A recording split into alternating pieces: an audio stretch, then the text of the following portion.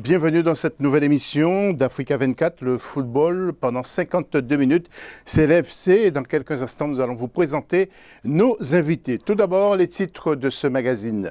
Nous ferons un point sur le football camerounais et nous évoquerons également le Sénégal avec les entraîneurs qui veulent constituer un syndicat. Deuxième grand titre, quelles sont les décisions prises au Maroc pour la reprise du championnat à cause du coronavirus? Nous ferons le point et nous irons au Rwanda où le Paris Saint-Germain a installé son académie. Et troisième grand titre, les dernières infos du football international liées au coronavirus. Nous partirons aussi au Qatar, le Qatar quasiment prêt pour la prochaine Coupe du Monde. Nos invités, tout d'abord, il y a Noureddine Sali. Nouré, merci pour votre retour avant les vacances, peut-être. Merci à toi. Oui, les vacances, je ne sais pas si on va avoir des vacances cette année, mais en tout cas, on est là. Ravi de vous retrouver les téléspectateurs. Saïd Afizi, Saïd, c'est le grand retour, toujours la petite barbe. Mais on ne verra pas la cheville parce que le tendon d'Achille a été touché. Oui, très touché. Et ouais, donc pas trop le moral, mais quand même ravi de revenir auprès de toi et auprès de tous les téléspectateurs. Ça m'avait fortement manqué. Donc bonjour à tous. Eh bien, le plaisir est réciproque. Tout de suite, la une de ce magazine.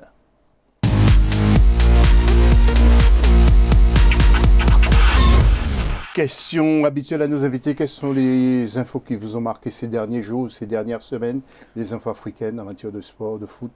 En matière de football, on peut quand même se remémorer, je sais pas, on peut se remémorer notamment, on est sur Africa 24, les 10 ans de la première Coupe du Monde donc sur le continent africain. Donc on a fêté là les 10 ans.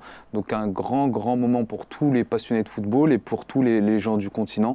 Quand même, c'est une fierté d'avoir accueilli cette compétition-là et on peut se remémorer que ça fait aujourd'hui 10 ans que l'Afrique a eu sa première Coupe du Monde. Et c'était en Afrique du Sud. Noureddine et vous?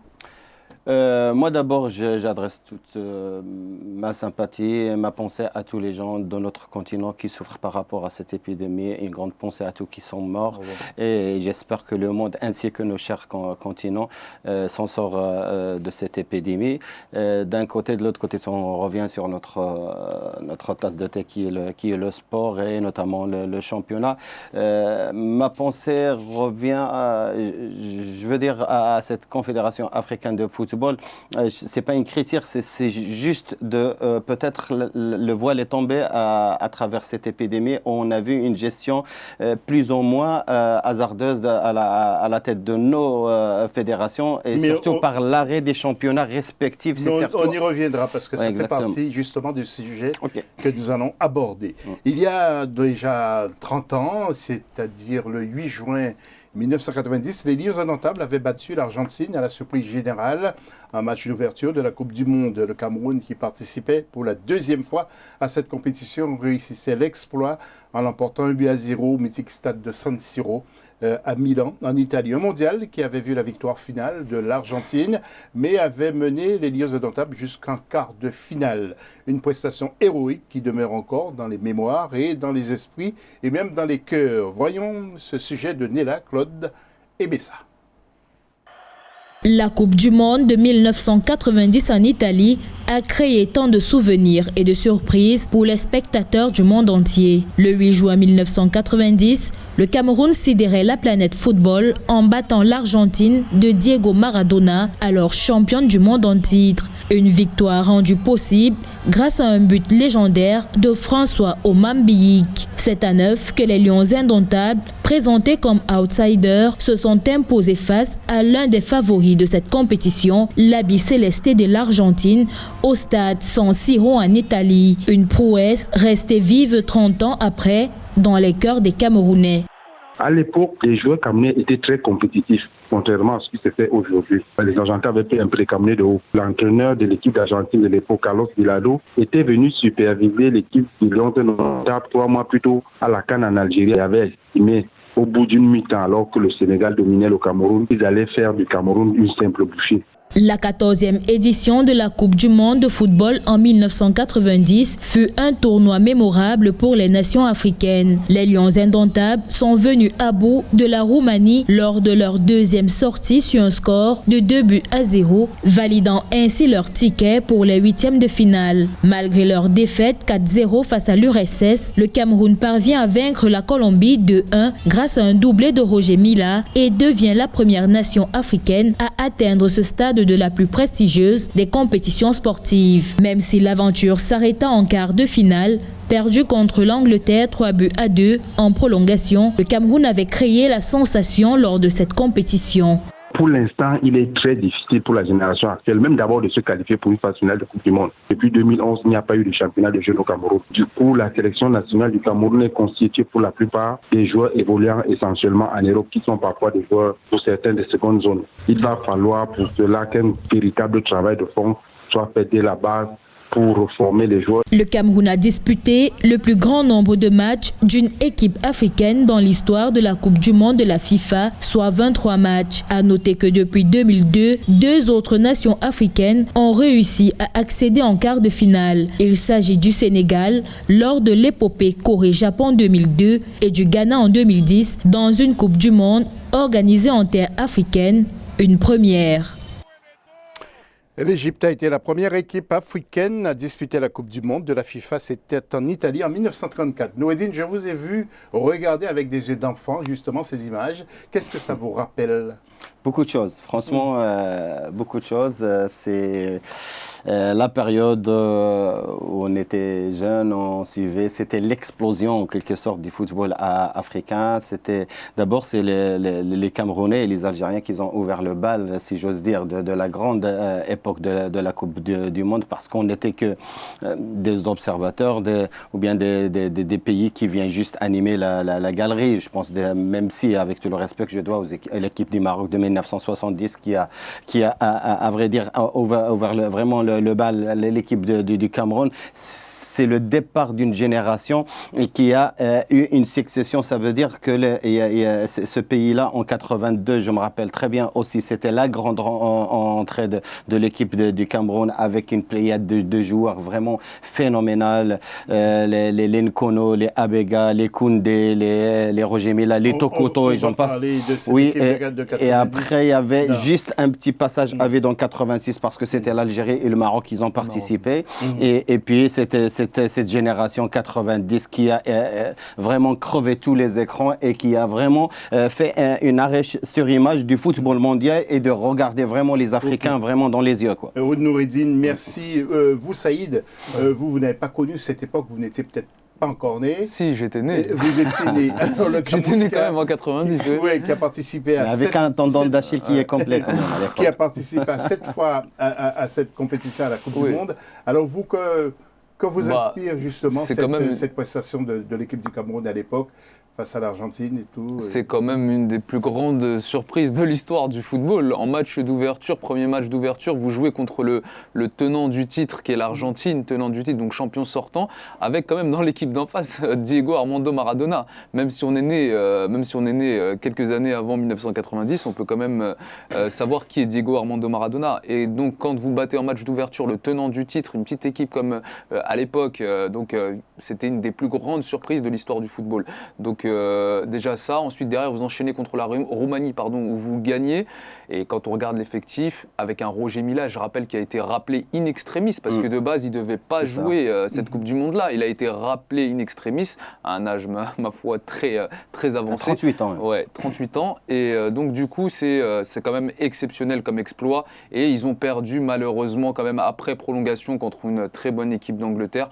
Donc il y a quand même dans cet effectif-là, rien que quand on cite les gardiens de but, on peut voir la richesse de cet effectif-là, avec Nkono, avec Joseph-Antoine Bell, Songo, etc. Donc c'est quand même une grande étape du football africain. Oui, il y avait les Massing, les Koundé, Noureddine en a parlé, il y avait les Tato, il y avait Victor Nzip. Il y avait également André Kanabik à l'époque. Notre ami qu'on salue au passage. Jean-Claude Pagal. Et puis il y avait aussi le fameux Roger Mila. Alors, juste pour votre information, Nigeria a participé à 6 fois à cette Coupe du Monde, le Maroc 5 fois quand même. Pour un jeune pays qui a pris son indépendance, j'allais dire il n'y a pas si longtemps que ça, mais la Tunisie 5 fois, l'Algérie 4 fois, Égypte 3 fois, Afrique du Sud 3 fois, Côte d'Ivoire 3 fois, Ghana 3 fois, Sénégal 2, RDC sous le nom du Zaïre une fois seulement, c'était en 1974, l'Angola une fois, et puis le Togo une fois. Nous espérons bien que la prochaine Coupe du Monde, il y aura peut-être... on va avoir 9 déjà. On va avoir 9. Oui, tout à fait. Participants. Donc peut-être les choses commencent à s'élargir pour notre continent pour aller chercher autre chose que participer aux 3 matchs de qualification, même si on a quelques exceptions avec l'Algérie, le Cameroun et le Maroc et le Nigeria aussi qui ont passé les premiers tours. Exactement. Et puis, il ne faut pas oublier aussi les Maboueng, parce que si je ne cite pas son nom, il va être fâché, Maboueng. François Manbi, Roger Millan l'a dit. Il y avait aussi Eugène Ekeke, Bonaventure, John Kep, et puis l'entraîneur s'appelait à l'époque, C'est un Russe. Ouais, c'est un Russe, Valérie Nepomianchi. Bon courage. Oui, bon, je n'ai pas bien prononcé son nom, mais en tout cas, certains s'en souviennent. Et puis, au classement du championnat camerounais, je voudrais juste vous dire que c'est le PWD Social Club de Bamanda qui est en tête devant Coton Sport. Troisième, la Colombe, et à la 4e place, nous retrouvons Bamboutos. Et puis les 3 dernières équipes s'appellent Avion Académie, Tonnerre et le Dragon de Yaoundé. Autre sujet, messieurs, c'est le collectif des entraîneurs sénégalais qui s'est mis en place. Il y avait une assemblée générale extraordinaire ce samedi 27 juin pour mettre sur pied justement cette entité. Les précisions, et juste après, je reviens vers vous. C'est la FIFPro Afrique qui représente les footballeurs du continent, dont le président d'honneur reste Didier Drogba. Il siège avec Cyril Domoro, Magdi Abdel Ghani et Anthony Bafoé, mais le Sénégal veut aussi sa propre structure et un collectif des entraîneurs de football envisage de devenir un syndicat et les membres se sont donné rendez-vous à Dakar pour sa mise en place. Abatalib Fall, ex-international de 1990 à 2000, à la tête d'une académie de football basée à Dakar et ancien entraîneur de Niari Tali, a confirmé cette décision. Nous travaillons à mettre sur pied un syndicat qui va s'occuper de la défense de nos intérêts matériels et moraux.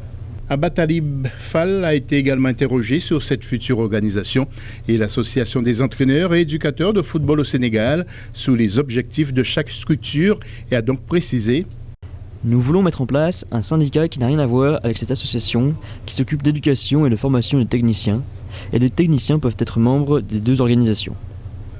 Une situation nouvelle pour le football sénégalais, car des entraîneurs et des joueurs ont appelé récemment les dirigeants du football sénégalais à les associer aux décisions à la suite de la suspension des championnats par le comité d'urgence de la Fédération sénégalaise de football et de leur reprise sous forme de play-off et de play-down en novembre prochain. Alors, c'est un syndicat qui est composé de 300 membres et c'est Babacar Sarr qui a pris sa tête. Que pensez-vous ? Très bonne chose. Si on veut que notre football arrive, vous savez, quand on a des grands entraîneurs ici en Europe, il n'y a pas que la qualité, il n'y a pas que la formation, et ils sont aussi protégés, ils ont une stature, ils ont une certaine législation intérieure de gérer ce monde des entraîneurs. Si on veut avancer, il faut qu'on donne la valeur à nos techniciens, et notamment les entraîneurs. Il y a beaucoup de pays qui ont ce syndicat-là pour que l'entraîneur, on sait très bien, dans le continent, c'est une chemise, en quelque sorte, si ça va et si ça va pas, dans 3-4 matchs, il est déjà viré. Donc il y a une structure, il y a un règlement intérieur qui doit être instauré dans toutes ces organisations, ces associations, pour la défendre et pour la bonne tenue de notre football. Si on veut notre football avance, il faut que les structures, soit on les matraque à chaque fois au sein des associations, des clubs, la même chose pour les entraîneurs, il faut qu'ils soient protégés pour que notre football, pourquoi pas avoir un entraîneur qui évolue à l'étranger. On ne l'a pas parce qu'on n'a pas une structure vraiment digne de son nom là. Saïd ? Ce que ça révèle aujourd'hui, bien sûr que c'est une bonne chose, mais ce que ça révèle, c'est que c'est mieux vaut tard que jamais, parce qu'un syndicat comme celui-là aurait dû être fait bien avant 2020. On est quand même en 2020 et le Sénégal n'a pas de syndicat d'entraîneurs.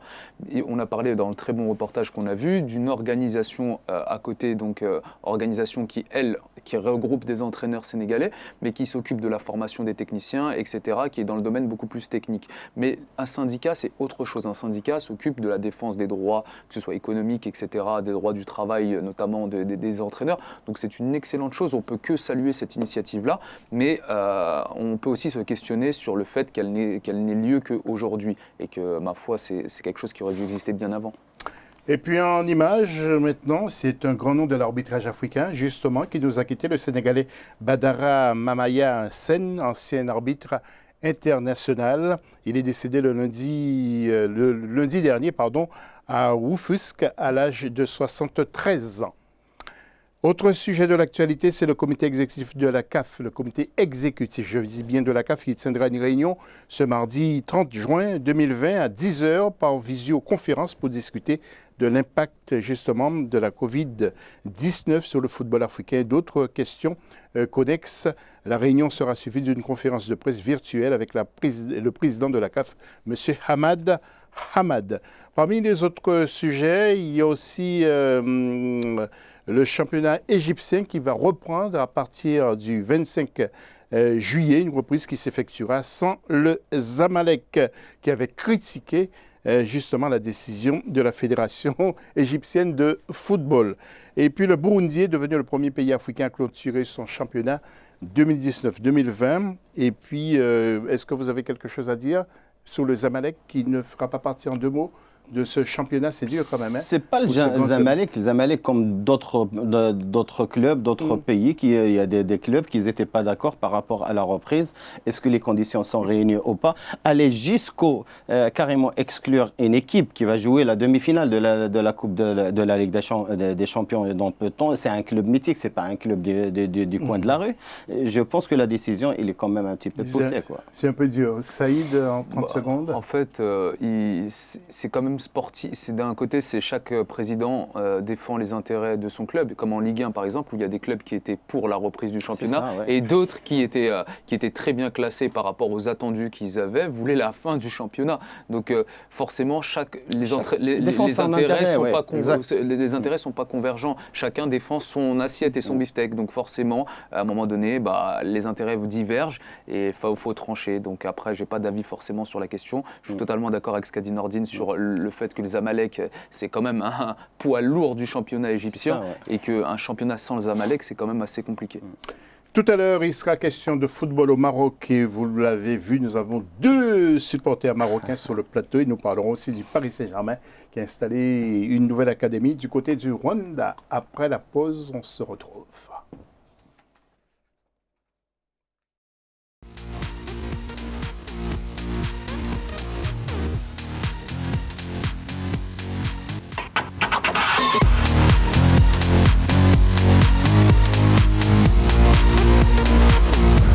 Retour de l'FC pour la deuxième partie d'émission. Nous parlerons du football au Maroc, le championnat.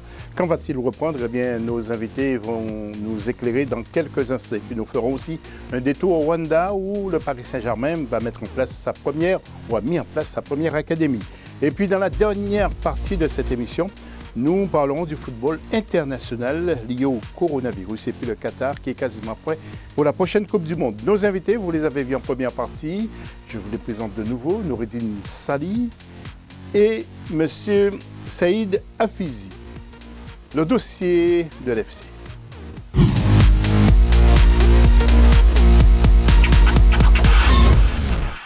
Au Maroc, le championnat national devrait reprendre fin juillet et les entraînements débuteront dans cette première semaine de juillet, justement. Écoutons d'abord ce sujet d'Ashley Dupois.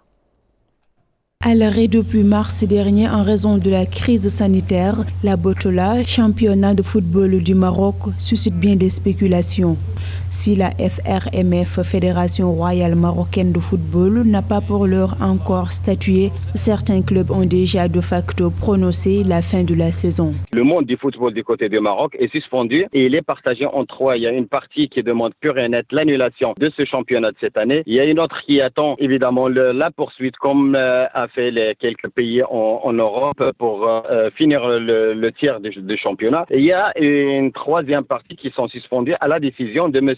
Fawzi Larja, le président de la Fédération marocaine de football. Bien qu'elle reste tributaire d'une décision gouvernementale, la FRMF de Fawzi Larja reste toutefois optimiste. Plusieurs scénarios y seraient en effet à l'étude. Privilégié par l'instance implique une reprise du championnat. Dans cette optique, seules les 10 journées restantes seraient disputées sans compter les matchs en retard. L'arrêt définitif de la saison est bien évidemment envisagé par la fédération. Dans ce cas, l'établissement du classement final se ferait en comptage de la moyenne des points. Quant au troisième scénario, il est bien plus radical. En effet, il table sur une saison blanche. La saison 2019-2020 serait annulée sans champion, ni relégué, ni promu.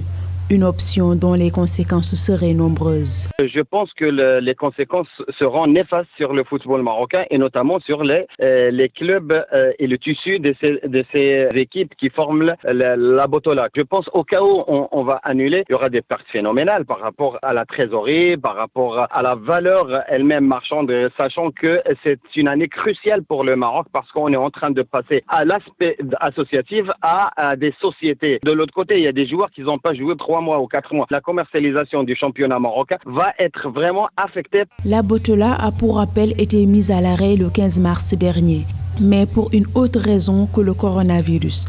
Pour la fédération, cette suspension devait permettre à la sélection de se préparer aux éliminatoires du CHAN 2020. Mais face à la virulence du virus dans le pays, les matchs n'ont jamais repris. Et le ministère des Sports, Saïd, qui annonce également la mise en place d'un guide pratique pour la période post-confinement. Il comprend les procédures sanitaires et médicales auxquelles le sportif doit être soumis. Alors, qu'est-ce que vous savez, vous, de ce championnat de la Botola ? Alors la Botola, normalement, devrait reprendre selon les propos du président de la Fédération royale marocaine de football, Fawzi Larja. Donc ils vont reprendre avec des mesures sanitaires, avec des prises de température, etc. Sur les joueurs. Mais devrait reprendre et en même temps décaler, ce qui fait qu'on décalerait la saison prochaine, la saison d'après, donc au mois d'octobre. Elle reprendrait grosso modo au mois d'octobre selon les propos. Donc pas d'entraînement début juillet comme je l'ai dit, pas de reprise de championnat fin juillet non plus. Non, les entraînements ils ont déjà commencé. Les entraînements reprennent là. Les entraînements reprennent. Mais quant au championnat, le championnat va reprendre. Le championnat va reprendre et donc comme il s'était arrêté, il va reprendre. Les matchs reprendront, y compris les matchs en retard. Il y aura un classement qui sera fait. Il se terminera grosso modo, je pense, fin août, le championnat, fin août. Et la saison prochaine ne recommencera qu'en octobre. Et il y a des mesures obligatoires qui sont prises par les clubs, notamment au niveau des entraînements avec des prises de température, des mesures sanitaires qui sont drastiques. Et parce que, en fait, ça constituait, comme le disait très bien le reportage, et Nordine dans le reportage, ça constituait des pertes financières qui étaient énormes, et notamment, et aussi des pertes sportives. Parce que si vous mettez un coup d'arrêt, on le voit, le problème que pose notamment en Ligue 1, un coup d'arrêt définitif au championnat, il y a des recours qui sont faits par les clubs qui sont lésés, il y a des joueurs qui perdent de leur valeur, il y a une perte financière qui est énorme, donc forcément ça pose un certain nombre de problèmes. Donc il va falloir mettre en place les mesures drastiques et il y aura sanctions si elles ne sont pas prises, ces mesures-là, des mesures sanitaires, et le championnat va suivre son cours. Donc il y aura une DNCG qui va être constituée, vous l'avez dit dans le reportage, Noureddine, les équipes vont passer professionnel, en société, pardon. Oui, exactement. Ça, c'est le gros chantier de la fédération depuis un certain moment qu'il y pense. Là, ils ont passé à l'action. Il y aura une DNCG Oui, exactement. Il y aura une direction générale de gestion des sociétés, ces clubs-là qui vont passer. Il y a beaucoup, déjà, en D1, on parle de 17 clubs sur 20 qui sont déjà passés en société. Là, vous pensez que c'est un statut qui va tenir ?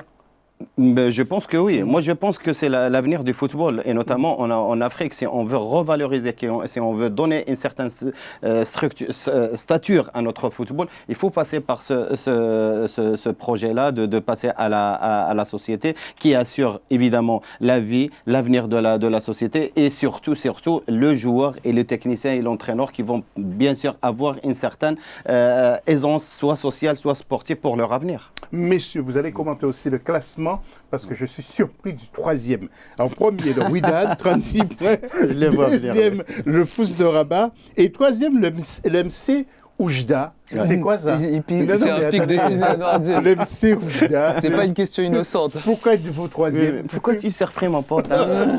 Mais vraiment, c'est une équipe mythique qui a fait les unes dans les années 70. 60% de l'équipe nationale venait de la ville de Oujda, champion en titre en 1964, et la première équipe marocaine qui a gagné le trophée de la Coupe du Trône, livré de. Là, tu l'as lancé pour 1 heure. Il est parti sur Oujda pour 1 heure. Il voulait me taquiner. Là, il nous a fait le Wikipédia d'Oujda. Non, vous risquez de jouer la Coupe d'Afrique des Nations. Oui, exactement. Oui, pourquoi pas. Non, la Coupe des clubs. La Coupe de la Confédération. Oui. Non, je pense que cette année, après l'arrivée d'un entraîneur qui est algérien, qui est très connu, mythique, c'est Abdelhak Ben Cheikha, qui a vraiment fait continuer sur le travail de l'enfant du pays, du club Aziz Kerkash. Et je pense qu'actuellement, ils sont sur une dynamique de la gagne. Il y a une équipe cohérente, il n'y a pas des stars dans cette équipe-là, mais Ben Cheikha a su sortir de ce groupe-là, une équipe qui est en train de titiller les grands, le Raja de Casablanca et le WAC. Voilà, donc je voulais dire la Coupe de la Confédération, donc la Coupe des clubs. Mon cher Saïd, je voudrais que vous interveniez sur 2 informations. Tout d'abord, l'international marocain Achraf Hakimi qui va quitter le Borussia après 2 ans de prêt. Et puis deuxième info, c'est la commission de discipline du Qatar qui sévit vis-à-vis de nombreux joueurs comme Mehdi Benassia pour avoir enfreint les règles sanitaires établies. Alors, l'ancien capitaine marocain a écopé d'une amende de 15 000 rials qatari. Alors, je vais répondre à la première question. Déception pour moi de voir Achraf Hakimi aller à l'Inter de Milan. L'Inter de Milan qui est un très très grand club, qui a un effectif cette année, je pense, qui est un des meilleurs effectifs d'Europe, avec des joueurs extraordinaires. Je tiens Lautaro Martinez, la défense, etc. J'en passe. Skriniar, énorme l'effectif de l'Inter de Milan. Mais voir Achraf Hakimi reculer face à la concurrence, parce que je suis persuadé qu'Achraf Hakimi, qui retourne au Real Madrid et qui se bat pour sa place, peut titiller et mettre en danger Carvajal. Je suis persuadé de ça. Et on a vu des joueurs comme Mendy qui a accepté, lui, de venir et de concurrencer quelqu'un comme Marcelo, et il a réussi à gagner sa place. Et ça, c'est le jeu de la concurrence. Et je suis persuadé qu'Achraf Hakimi aurait eu les moyens d'avoir énormément de temps de jeu au Real Madrid. Là, effectivement, quand il va à l'Inter de Milan, il va gagner. C'est un autre football aussi. C'est un autre football. Il va prendre en expérience, il va prendre en maturité, il va s'améliorer du point de vue défensif en Italie, et il va s'améliorer fortement. Il va être un élément important pour son coach Conte, qui compte énormément sur lui. Et Conte sans jeu de mots. Hein. Oui, sans jeu de mots. Et dernier point, Conte évolue dans le système idéal d'Achraf Hakimi. Il évolue en 3-5-2. Donc Achraf Hakimi aura tout le loisir d'attaquer. Donc c'est ce qui lui correspond très très bien. Et Mehdi Benassia, je laisse la parole ou je peux dire? Ouais, mais comme vous voulez, vous partagez. Hein. Ouais, je partage. 40 000 dirhams, c'est pas beaucoup. Oui, mais c'est sur l'aspect de la chose, c'est la sanction elle-même qui est... Oui, mais s'il n'a pas respecté les je veux dire, sanitaires. Peut-être c'est un règlement intérieur à respecter, il a fauté, mais bon, je pense que c'est un petit détail par rapport à la carrière du mec. Quoi. Oui. Messieurs, nos 2 amis marocains, vous aurez un coup à offrir, parce qu'en Ligue des Champions, il y a les demi-finales avec les Marocains du Raja de Casablanca contre les Zamalek et Wydad Casablanca contre Al Ahly. Donc on attend la date précise de ces demi-finales. On saura ça demain, je pense. Ouais. Et la Coupe de la Confédération, demi-finale également. Pyramides contre les Guinéens d'Orouya et les Marocains du RS Berkane face à Hassania Agadir. Ça va être un beau choc. Il y aura combien de spectateurs, ça va être rempli? 0, je pense. 0, il y aura ça. Ah oui, c'est vrai. Il n'y aura pas de téléspectateurs. Il n'y aura pas de spectateurs. Oui, c'est huis clos. Mais par contre, tout le monde sera derrière la télé. Oui, exactement. Le Rwanda veut promouvoir le sport en commençant par les jeunes. Et selon le communiqué du Premier ministre rwandais sur les résolutions de la réunion du cabinet qui a eu lieu le 18 mai, le Rwanda entend développer le sport scolaire. Le pays d'Émile Colline a signé un accord avec le club français, le Paris Saint-Germain. Et parmi les provisions de cet accord, ou les prévisions, on avait marqué provisions, mais les prévisions de cet accord, la création d'une académie de football du Paris Saint-Germain au Rwanda. Fwatian Dasyangzanga. Le Rwanda a réaffirmé sa volonté de promouvoir le sport des jeunes et cette fois-ci, le pays d'Émile Colline entend mettre un accent particulier dans le sport scolaire. C'est l'une des résolutions de la dernière réunion du cabinet du 18 mai 2020. Oui, bien sûr, c'est très important parce que le développement du sport, ça doit commencer avec les enfants, surtout les jeunes. Et de notre côté aussi, c'est la même chose parce que nous voulons que les enfants, les jeunes surtout, ils participent au sport. Et aussi le football sera un des sports qui doit être le vecteur de différents vecteurs que nous devons conduire dans le sport. En décembre 2019, le Rwanda a signé un accord de partenariat avec le club français Paris Saint-Germain. Outre la promotion du tourisme rwandais, le club devra créer son académie au Rwanda pour former les jeunes talents en football et en technique de coaching. C'est pas évident de tout de suite de dire le prochain champion, le prochain Mbappé, le prochain Neymar sera du Rwanda. Mais ce qui est important, c'est de donner la possibilité à tout le monde de jouer au football. Et je pense que c'est important que des grands clubs comme Paris soient impliqués et viennent au devant des communautés et parlent avec les petits clubs et les grands clubs du Rwanda. Au moment où le Rwanda fait la promotion du sport de masse comme moyen de sensibilisation aux bonnes pratiques de la santé, certains consultants sportifs reviennent sur la nécessité de commencer par les plus jeunes, surtout ceux qui sont encore sur le banc de l'école. C'est bien pour le Rwanda. Franchement, Noureddine, qu'en pensez-vous ? Franchement, moi, personnellement, c'est un appel du cœur. Je suis fasciné par ce pays-là et par la politique qui est mise en place, soit sur l'aspect politique, au social, au sportif depuis un certain moment. C'est à méditer, c'est un pays qui est en pleine expansion. Je pense que ça va dans l'élan de développement de ce pays-là qui a déjà pris beaucoup d'avance par rapport à d'autres pays en Afrique. Je pense que cette initiative aussi va donner une opportunité à ces jeunes, à ces minots de titiller. Déjà, on a vu Djorkaeff. Je pense qu'il y a beaucoup de joueurs du PSG, les grands noms qui vont passer là-bas pour au moins booster et donner l'envie aux enfants de taper dans un ballon. C'est prometteur. Je suis vraiment très content pour ce pays. Saïd ? Oui, je suis totalement d'accord avec ce que vient de dire Nordine. C'est un pays qui, dans un temps difficile, quand même, nous donne 8% de croissance annuelle. Donc il y a un travail énorme, comme l'a souligné Nordine, qui est fait au Rwanda. Après, cette initiative-là de sponsoring et de changer l'image, parce que quand vous dites Rwanda aux gens aujourd'hui, il y en a encore qui pensent au génocide, à des images négatives de sang, etc. Donc là, quand vous mettez en avant, aujourd'hui, on sait que le football, c'est un vecteur énorme de communication. Ils avaient déjà fait au préalable à peu près la même chose avec Arsenal. Ils avaient un lien de partenariat avec Arsenal, avec des messages I love Rwanda, etc. sur les maillots, pour redorer l'image de ce pays-là. Il y a certains Rwandais qui se posent la question de savoir si c'est pas de l'argent dilapidé par les fenêtres, mais les résultats économiques montrent le contraire. Donc là, c'est une super initiative du Paris Saint-Germain de mettre en place cette académie-là, de travailler avec le Rwanda. Après, c'est des liens économiques, c'est beaucoup de business, etc. Mais c'est quand même très très positif et c'est quelque chose à saluer de la part du Qatar, du PSG et du Rwanda.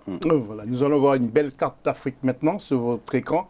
Pour vous donner quelques infos avec tout d'abord Majid Bouguera, ancien capitaine des Fennecs, qui est désormais le patron de la sélection locale des Fennecs, qui ont échoué, vous le savez, pour la qualification du CHAN 2020. Autre info, le taux d'avancement des travaux d'agrandissement du stade olympique de Sousse a atteint 40%. Après la période de confinement général et la résolution des problèmes qui ont paralysé les travaux. Sousse, vous le savez, c'est en Tunisie. L'ancien international burkinabé Ousmane Oué Draogo demande aux 6 candidats engagés dans la course à la présidence de la Fédération du Burkina Faso de prioriser, c'est ça donc l'intérêt du football. Et puis la FEMAFOOT, la Fédération malienne de football, grâce au conseil du comité scientifique malien, estime bien que tout est fondé, les mesures proposées aussi pour réduire les risques de propagation de la maladie Covid-19 à travers les regroupements sportifs. La reprise de la compétition sera donc encadrée d'une batterie de mesures sanitaires recommandées, et bien sûr avec la tenue de tests réguliers, etc., pour dépister justement la maladie. Et puis le futur président de la Fédération ivoirienne de football sera connu probablement au mois de septembre 2020. Je rappelle que le championnat est arrêté en Côte d'Ivoire et c'est le Racing d'Abidjan qui est en tête avec 38 points, deuxième San Pedro. Messieurs, il nous reste à peu près 1 minute, même moins. Est-ce que vous voulez dire un mot sur la présidence ou les élections à la présidence de la Fédération ivoirienne de football? Certains contestent Didier Drogba.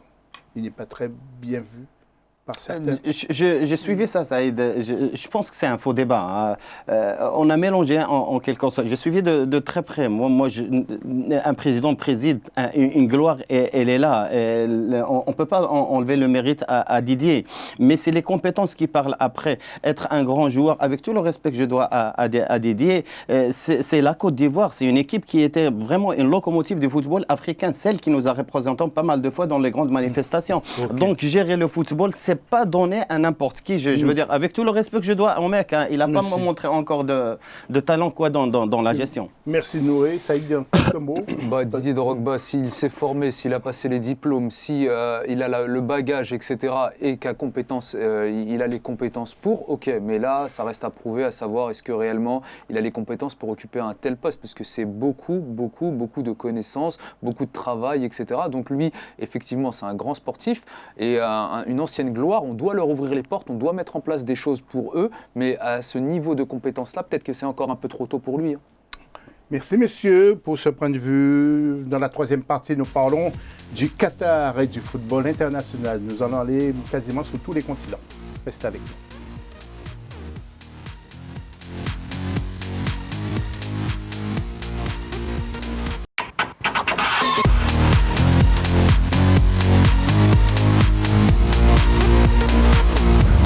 Le football africain et le football de tous les continents sur Africa 24 dans l'FC. Et dans cette troisième partie, nous parlerons du Qatar et puis nous irons faire un tour sur certains continents, donc notamment l'Amérique, mais aussi le continent européen. Nos invités, je vous rappelle qu'il y a cette fois, donc nous allons commencer par Saïd Afizi, le jeune Saïd. Tout jeune, mais je te remercie. Qui a fait exploser son tendon d'Achille, mais il n'a pas marqué le fameux but. Remue pas le couteau dans la plaie. Et Noureddine Sali qui est avec nous, deux superbes gars. Et nous allons tout de suite retrouver le jingle pour le football international.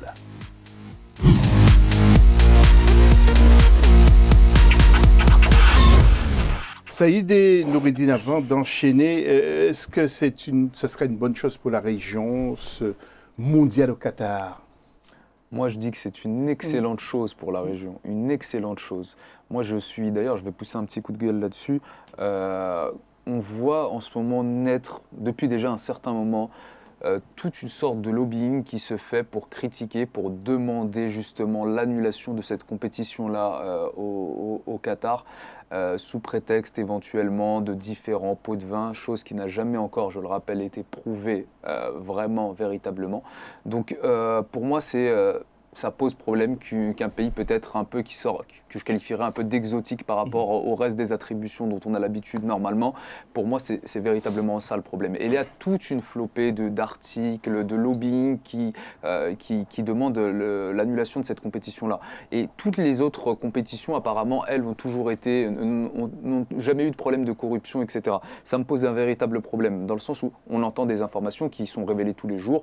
Par exemple, on a parlé de l'Afrique du Sud tout à l'heure. L'Afrique du Sud, c'est prouvé qu'aujourd'hui, elle a versé 10 millions de dollars pour l'attribution de la Coupe du Monde. Okay. On a eu des problèmes de corruption en Russie. On a eu des problèmes de corruption sur la Coupe du Monde qui a été attribuée en Allemagne. On a eu plein.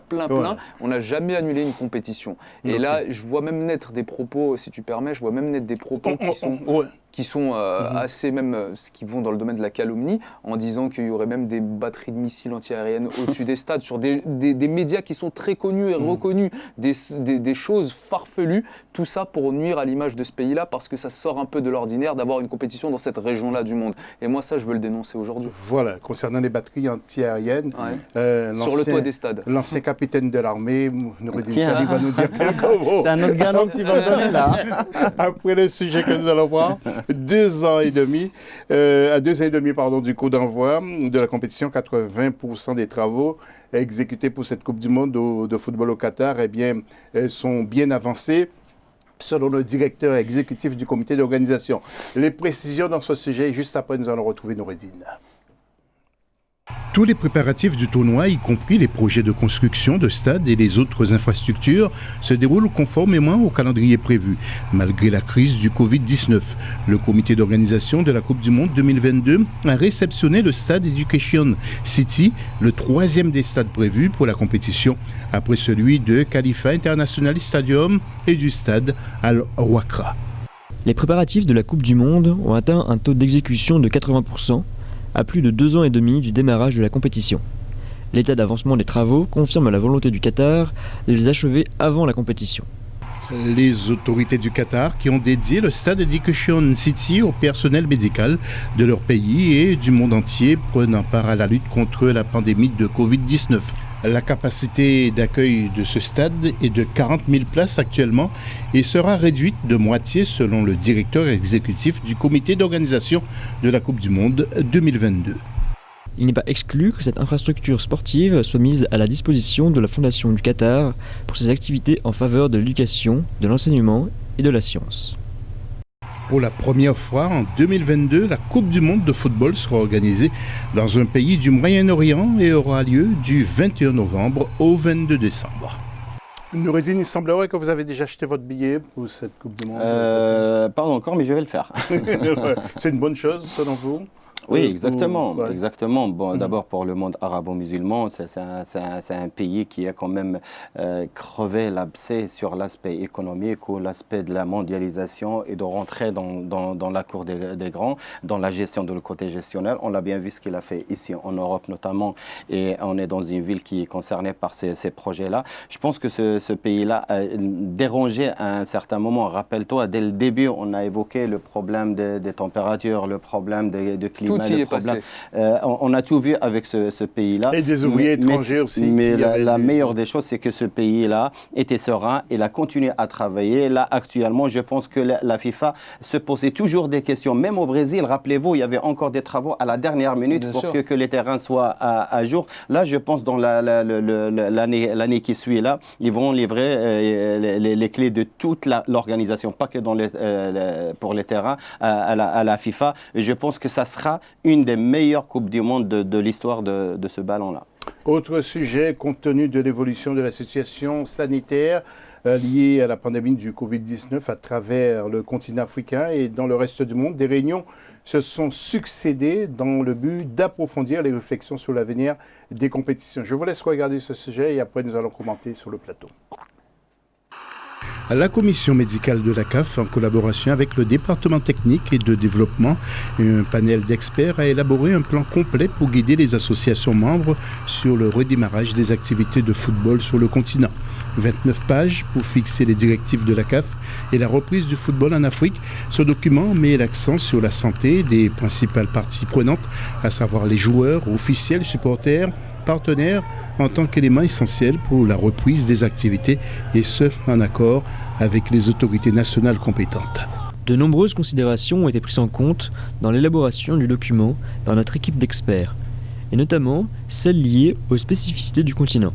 Le plan met également l'accent sur une évaluation médicale efficace et continue à travers le test systématique des joueurs et des officiels, des directives pour les séances d'entraînement, la désinfection des installations sportives et le strict respect des mesures préventives mondiales. Une étape donc majeure vers la reprise du football sur le continent. Notre équipe d'experts est associée aux stratégies établies par les autorités locales. Le document fourni aux associations membres définit les informations adéquates pour reprendre les opérations. Le comité exécutif se réunira le 30 juin 2020 en visioconférence et fera des déclarations sur les recommandations des commissions permanentes respectives. Les détails de la réunion du comité exécutif seront communiqués dans les délais opportuns selon la CAF. Nous allons voir en même temps les tableaux qui vont défiler concernant le CHAN. On veut remplacer le CHAN, semble-t-il, mais on le saura donc dans cette conférence, dans cette réunion du 30 juin, remplacer le CHAN, le CAN par le CHAN. Ouais, est-ce que ce serait crédible pour le football africain et pour les supporters qui attendent plutôt la CAN que... Parce que la date du CHAN est passée. Le CHAN, c'est une super initiative qui avait été, rappelons-le, faite par Issa Hayatou, et c'est une des rares choses qu'on peut encore mettre à son crédit. Mais c'est une super compétition, donc rappelons-le, c'est une Coupe d'Afrique réservée aux joueurs locaux. Mais forcément, le supporter africain, la médiatisation qui est faite dans le monde, va se porter plus sur une CAN que sur un CHAN. Et on voit en même temps, ça y est, des matchs qui ont été reportés. Oui. Donc la CAN... Qui ont été remis parce que normalement le CHAN devrait déjà se dérouler. Oui, déjà en ce moment même, mais là, ça a été effectivement reporté. Maintenant, la CAN, elle a toutes les grandes stars qui évoluent dans les championnats européens, jouent la CAN et non le CHAN. Le CHAN, c'est fait pour faire émerger les talents du continent. Donc, à mon avis, l'une ne va pas sans l'autre. Et le CHAN ne pourra jamais remplacer véritablement une Coupe d'Afrique des Nations comme on a l'habitude avec toutes les pléthores de grands joueurs qu'il y a en Coupe d'Afrique.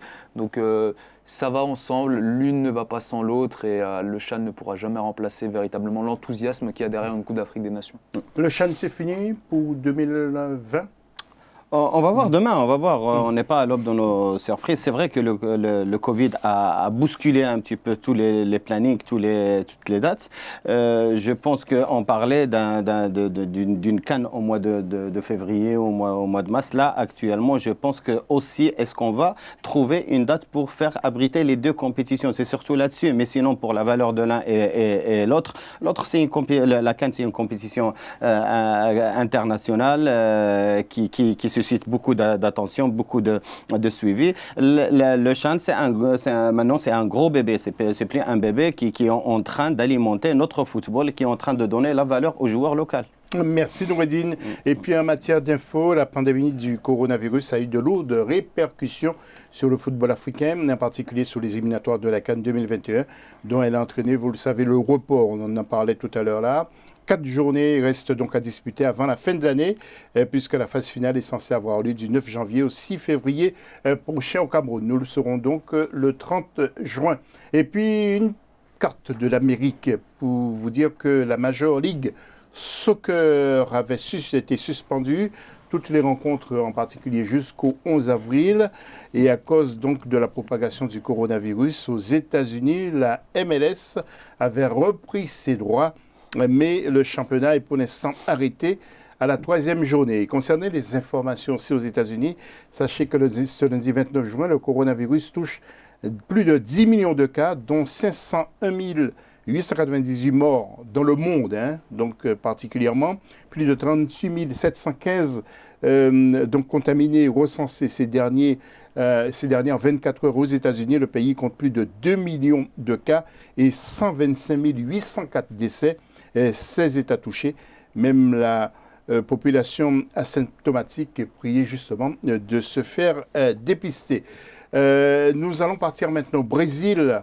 Un petit mot peut-être aussi, un petit commentaire peut-être concernant les États-Unis.